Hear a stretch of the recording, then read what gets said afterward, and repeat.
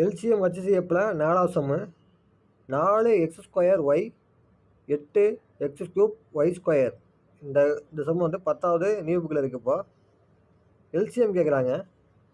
LCM கேட்டாங்கன்னா அந்த 2 வேல்யூக்கும் நம்பர்ஸாக உள்ளதுக்கு முதல்ல எல்சிஎம் கண்டுபிடிச்சிடலாம். 4க்கும் 8க்கும் முதல்ல எல்சிஎம் கண்டுபிடிச்சிடலாம்.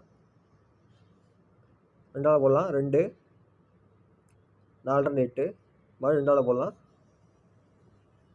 1 2.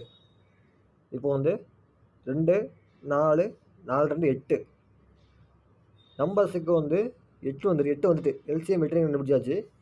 அடுத்தது இந்த எழுத்துக்களுக்கு கண்டுபிடிக்கணும். எக்ஸ் ஒய் இது கண்டுபிடிக்கணும். எல்சிஎம்ல என்ன பண்ணுவோம்னா எக்ஸ் இருக்கா, இங்கே எக்ஸ் இருக்குது, இங்கே எக்ஸ் இருக்குது, எந்த எக்ஸ் பெரிய அடுக்காக இருக்குது அப்படின்னு பார்க்கணும். x³ பெருசாக இருக்குது, இங்கே ஸ்கொயர் தான் இருக்குது. So x³ எழுதிக்கிங்க. எல்சிஎம்மில் அதிகமாக உள்ளதான் எழுதணும். x³.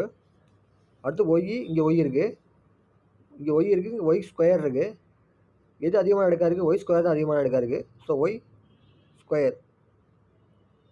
8x³ y² அப்படின்னா இதோட எல்சிஎம். ஈஸியாக இருக்கா பார்த்தீங்களா? அவ்வளோதான். இதுதான் எல்சிஎம்.